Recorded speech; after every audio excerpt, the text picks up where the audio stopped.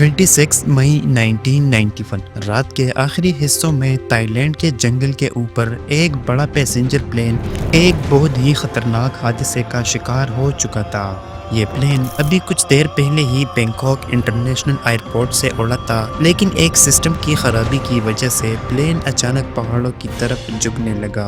Plane के wings plane से अलग हो गए और प्लेन आग का एक गोला बनकर जमीन की तरफ गिरने लगा। इसी हादसे ने पायलट्स को बहुत हैरान कर दिया। वो प्लेन को कंट्रोल नहीं कर पा रहे थे और हर गुजरते सेकंड के साथ प्लेन को कंट्रोल करना मुश्किल से मुश्किल होता जा रहा था और प्लेन जमीन की तरफ गिर रहा था। क्या फ्लाइट क्रू के पास इसे बचाने का मौका होगा या बहुत देर हो चुकी होगी? ये है लौडा एयरलाइंस फ्लाइट 004 की असली कहानी। 26 मई 1991 रात के आखिरी हिस्सों में एक बोइंग 767 बैंकॉक इंटरनेशनल एयरपोर्ट से रवानगी की तैयारी कर रही थी।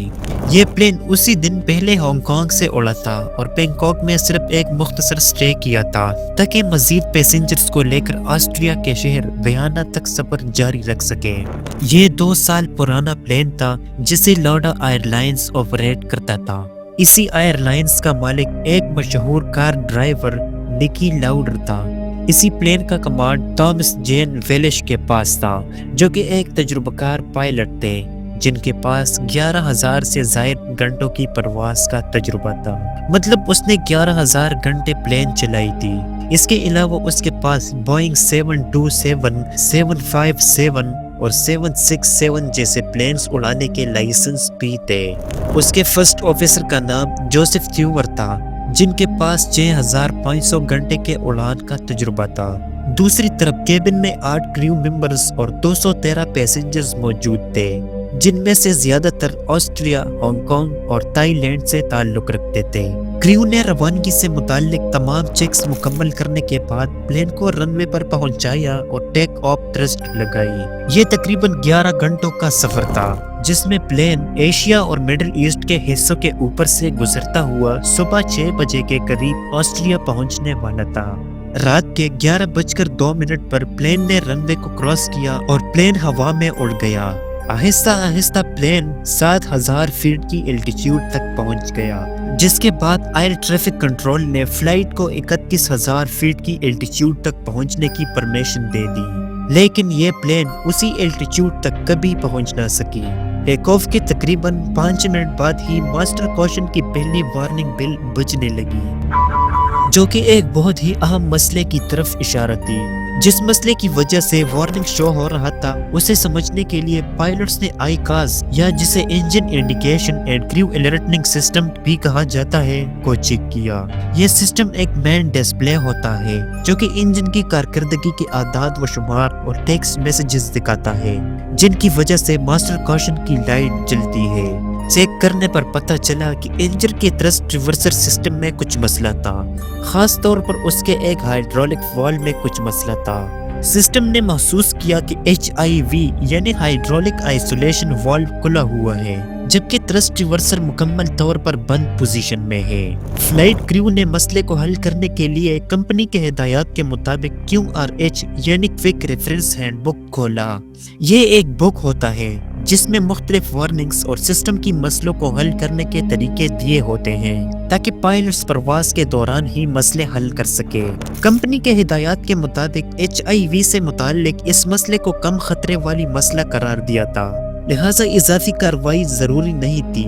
लेकिन इस बुक में एक बात मौजूद थी कि अगर फ्लाइट के दौरान कोई इजाफी सिस्टम खराबी हो जाए तो थ्रस्ट रिवर्सर खुलने का खतरा बढ़ सकता है। इस बात ने फर्स्ट ऑफिसर को फिक्र में डाल दिया। उसने कैप्टन से कहा कि उन्हें मेंटेनेंस डिपार्टमेंट से कांटेक्ट करना चाहिए ताकि उनकी राय भी ले ली जाए।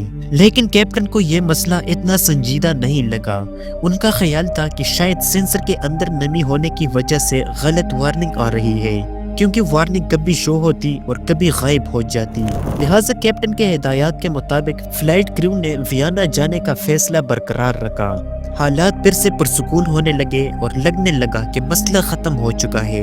लेकिन सिर्फ और सिर्फ 10 मिनट बाद कॉकपिट वॉइस रिकॉर्डर ने फर्स्ट ऑफिसर की एक खौफनाक आवाज रिकॉर्ड की।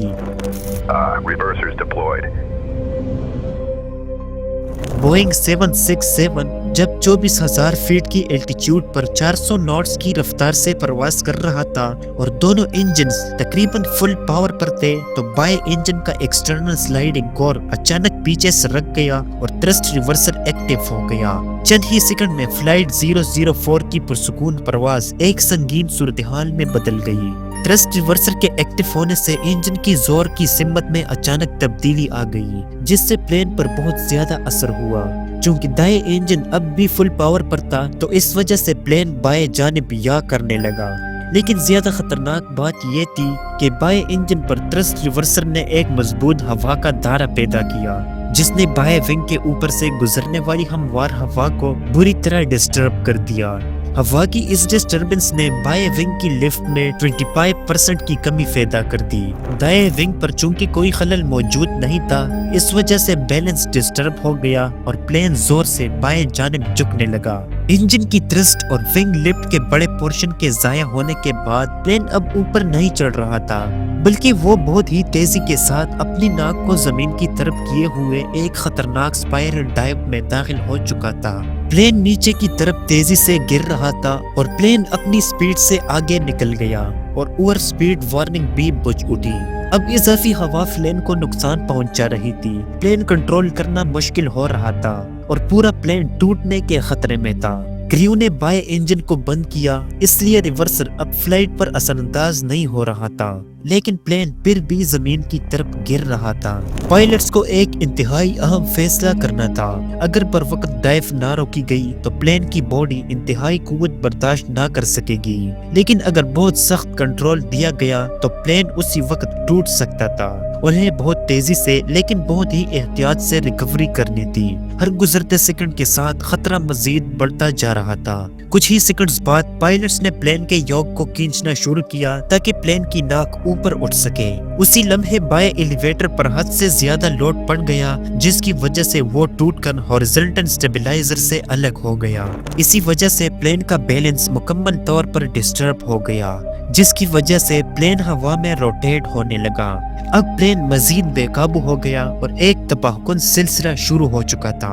اب یہ صرف وقت کی بات تھی۔ ہاریزونٹل سٹیبلائزر اور ورٹیکل سٹیبلائزر دونوں ناکام ہو کر پلین سے الگ ہو گئے، جس کے بعد پلین مکمل طور پر کنٹرول سے باہر ہو گیا۔ بقیہ پلین بہت ہی تیزی کے ساتھ زمین کی طرف گرتا رہا، یہاں تک کہ پلین کی سپیڈ آف ساؤنڈ سے 20 زیادہ ہو گئی، جس کی وجہ سے پلین کے ونگز نیچے کی طرف جھکنے لگے۔ پلین ہوا میں گھومتا ہوا زمین کی طرف گر رہا تھا اور کچھ ہی لمحوں میں پلین کے دونوں ونگز ٹوٹ کر پلین سے الگ ہو گئے۔